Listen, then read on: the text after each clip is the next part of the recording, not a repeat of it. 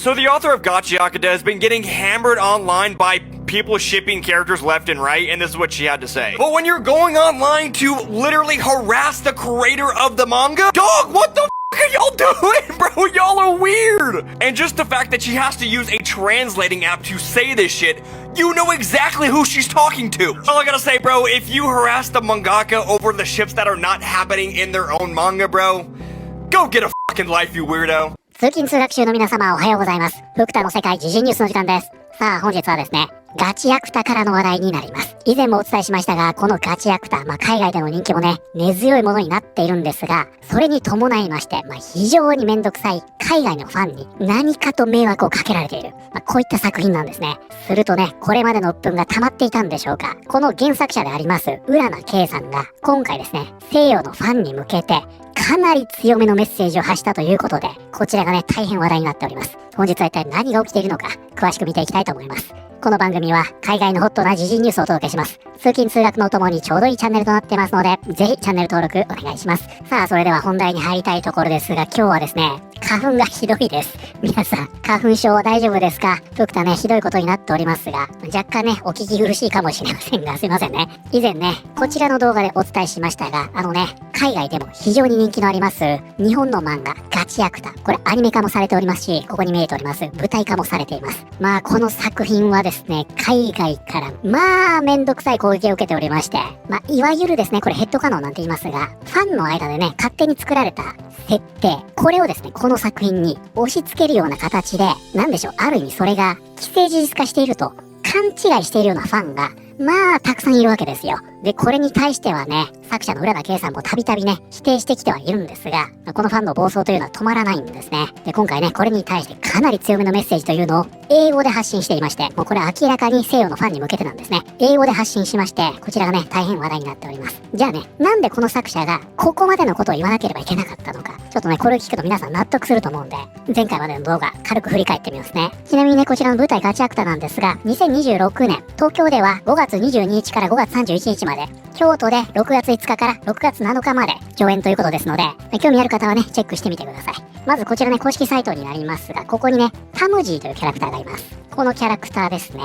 これがですね、海外ではトランスジェンダーだと言われました。そういうことなんですよ。このキャラクターがトランスジェンダーだと海外で言われ始めていたんですね。これね、ヘッドカノンと言います。カノンというのは、静止、公式設定ですね。つまり、頭の中の公式設定。これをね、ファンが勝手に作り上げる公式設定のことです。これにより、タムジーというのは勝手にね、トランスジェンダーにされてしまったわけですよ。すると、このキャラクターを想像した原作者の浦名圭さん、このように言いました。タムジーはトランスジェンダーとか言われとるが違うと思う。ということで、このように返すんですね。これを否定したと。でね、これに納得のいかないファンたち。この原作者の浦名圭さんに対してですよ。これ日本語でね、違うと思うと言ってるんですよ。これつまり違うという意味でしょ。なんだけど、これを英語に翻訳しまして、するとね、I think になるものですから、原作者のくせに、その設定にも自信がないのかと。なんでお前はそれをちゃんと言い切らないんだ。このようにして攻撃されたんですね。これひどい話でしょ。もう今ね、本当にこういうことになってるんですよ。海外のめんどくさいアニメファンというのは、もうこういう状況なんですね。で、当然ね、これだけでは終わりません。こちらがね、浦名圭さん。ここでね、なんかよくわからないテロップが入っておりますが、この方ですね。このね、原作者の浦名圭さんが、ノンバイナリーだという噂が出回りました。これ本当にね、これが事実であるという形で海外で流布されていたんですね。するとね、インスタのストーリーで、これね、英語翻訳されているんですが、こちらです。インターネット。浦名はノンバイナリー。私、そうなん。つまり、これも否定するんですね。そしてね、これだけでは終わりません。さらにこちらなんですよ。舞台版のガチアクタ。ここでですね、キャスティングがね、大変燃えることになるんですね。それがね、こちらになりますが、この二人です。なんとですね、このキャラクターたちを黒人が演じないのは何事かと。このように言われまして、この舞台版のガチアクタ、放火されてしまうんですね。炎上することになります。それがね、こちらになるんですが、この二人ですね。このキャラクターと、このキャラクター。この二人を舞台でね、日本人が演じるのはおかしいじゃないか。これを黒人に演じさせないのはどうかしてると。このように言われ始めるわけですよ。で、これがね、当時どれだけひどかったかというのが、こちらにもね、まとめられているんですが、ゴミ、中止しろ。なぜ黒人でもない人間がブラックフェイスをするのか。日本という国にはもっとヘイトが向けられるべきだ。こんなことが起きているなんて信じられない。地獄に落ちろ。必ずそうさせてやる。自分たちの小さい世界の中で生きて何も知らないふりをするのが好きなんだな。恥を知れ。もうこの作品を読むことはない。というような形でですね、おそらくこの中にはね、ここに便乗した活動家も混じっているとは思いますが、海外のファンからね、このような攻撃を受けることになりました。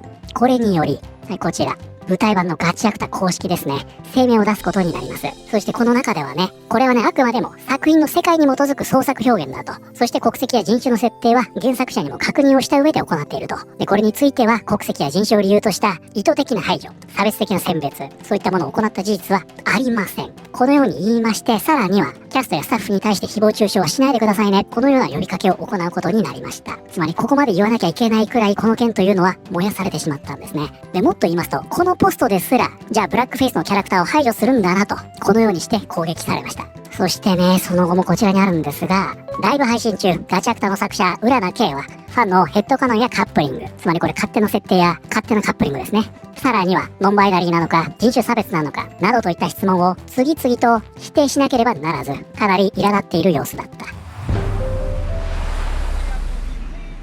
ということで、ここまでを聞けばね、苛立つというのも納得でしょう。そして今回ですね、ここね、レビットにスレが立っているんですが、詳細を教えてくださいと言いまして、こちらにね、スクショが残されています。これね、浦名圭さんのインスタのストーリーズだったんで、もう残ってないんですね。ここでね、このような投稿をします。私の立場からすると、これは常識的なルールだ。でも、誰も言わないと混乱すると思うので、あえて言っておく。非公式の設定、あるいは完全に間違った設定を私の目の前に持ってきて、これをどう思う？ねえねえ、これを見てよ。どう思う？ねえねえ。と何度も言われたら当然それを否定する。もしかしたら忘れてる人もいるかもしれないけど、私はガチアクタの公式の人間だ。私が苛立っているのは非公式設定そのものではなく、そしてここです。それについて子供のように癇癪を起こす人たちの方だ。で、これにはね、もう1ページありまして、じゃあこれによりね、この浦名圭さん、何を言いたかったのか、ここに書かれています。誤解してほしくないが、作品には必ず様々な意見が生まれるものだ。私が望んでいるのは、何が公式で、何がファンによる創作なのか、その境界を理解してほしいということだ。ということでね、ここ見ていただくとわかりますが、浦名圭さんね、英語喋らないということで、翻訳アプリを使ってこれを書きましたと言ってるんですね。つまり、わざわざ英語に翻訳しているということで、このメッセージというのは明確に、その英語圏のね、西洋のファンに向けたメッセージだと、こういうわけなんですね。そして彼らを子供のように癇癪を起こす人たちだと、バッサリ切ったというわけです。そしてこれについてはね、様々な人がこれを伝えています。浦名圭のインスタストーリー、ガチアクタのファンダムはどんどんひどくなっている。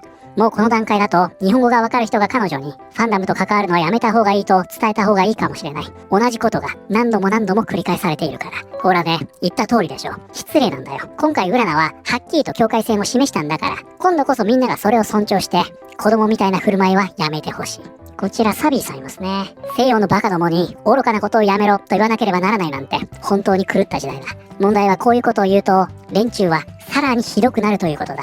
本当に気持ちが悪い。日本のアーティストたちも私たち西洋のアーティストが普段から耐えなければいけないことを少しずつ味わい始めている。著者ですらこういった精神的にどうかしている左翼の連中には耐えられない。私はアメリカ人だけど西洋が本当に大嫌いだ。正直このファンダムのことは心の底から嫌っている。アニメに関しては西洋に持ち込むもののほとんどが大嫌いだ。極端なほどに嫌悪している。この下の方もね、同じですね。だから西洋のファンダムは嫌いだ。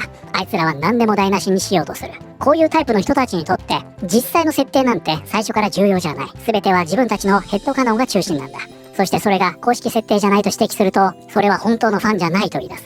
これはソニックのファンの中でも見られるし、今回も同じことが起きている。そしてこういう人たちを自分が愛している作品から締め出さない限り、この状況はこれからも続くだろう。そしてこちらがね、現在の浦名圭さんの X アカウントになるんですが、これね、ちょっといつからかわからないです。ここね、ピンしてあるポストはコメントできるようになってるんですが、最近のポストですね、こちらにありますが、すべてですね、コメントできないようになっているというような状況になっています。はい、ということで本日はですね、海外でも大変な人気を博しております、日本の漫画ガチアクタ。この原作者、浦名圭さんが、今回ですね、度重なる海外のファンからの迷惑行為について、お前らちゃんと線引きしろよと、はっきりと伝えた、という話題を見てまいりました。いかがだったでしょうか。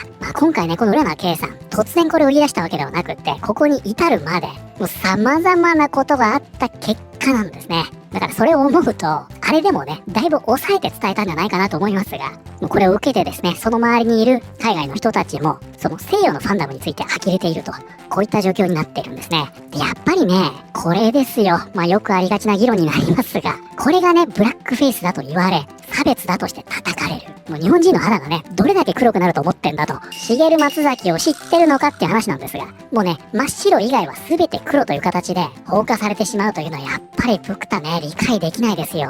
まあだからね、今日本の漫画も海外で人気でしょ。アニメなんかもどんどん輸出されていくと思います、この先もね。で、このガチアクタのような問題というのは、この先も必ず浮上しますから。だからもうね、先ほどの浦田圭さんのように、あれね、かなり抑えて言ってると思いますが、もうはっきりと伝える。もうトランスジェンダーなんだと言われたら違うよと。もうヘッドカノンを押し付けられたら、そんな事実はありません。このようにね、はっきり言うくらいでいいんじゃないかなと思いましたが、皆さんはこれについてどのように思われたでしょうか。ということで、本日の動画は以上になります。この動画良かったよと思っていただいた方、ぜひチャンネル登録、グッドボタンお願いします。それではまた、通勤通学中にお会いしましょう。さあ、それではね、今日もやっていきたいと思います。今日で3日目ですか ?4 日目でしたっけ？そろそろクリアしないとね、皆さんに怒られちゃうと思うんで、なんとかクリアしたい。作戦はね、昨日と同じです。直接ね、パンチ君は凝視せずに、上の方を見て、視界の端にパンチ君を置くことによって、視点をね、動かさずに済むよという作戦。これがね、いい感じだったと思うんで、同じくね、これでいきたいと思います。このパンチくんですね、現在、本物の方ね、パンチくんがおらんまま離れしてるんじゃないかということで、光景もね、今後なかなか、見えなくなっていくかもしれませんね。で、さらにね、ちょっと X の方でもポストしたんですが、ちょっとね、この辺から早くなる。大丈夫でしょうか？まだ大丈夫、まだ大丈夫。市川市動植物園ね、毎年4億円の赤字を出しているという話が出ていまして、マネタイズの方をね、ちゃんとした方がいいんじゃないのと。まあ、そんな話も出ているようですね。ちょっと待って、早い。ここから来ます。はい。今ね、パンチくんを直接凝視していません。でも見える。視界の端にパンチくんが見える。もういい加減慣れてきたんじゃないか、プクタ。いける気がする。一回も被弾してないような気がします。大丈夫ですか？今いくつですか？なんとですね、スコアまだ見えてません。どうですか？やりました。いや、この作戦ね、スコアを見れないんで、いつ終わるのかなと思いましたら、プクタ、今、被弾しました？なんか被弾してないような気もしますが、パーフェクトで終われたんですかね。パンチくん喜んでおります。100人のいじめっ子をノックアウトし、サンクチュアリにね、たどり着いたようです。良かったのか悪かったのか。現在ね、市川市動植物園、まだまだ混雑しているということなんですが、もしね、行ける範囲の方はぜひ、訪れていただけたらなと思います。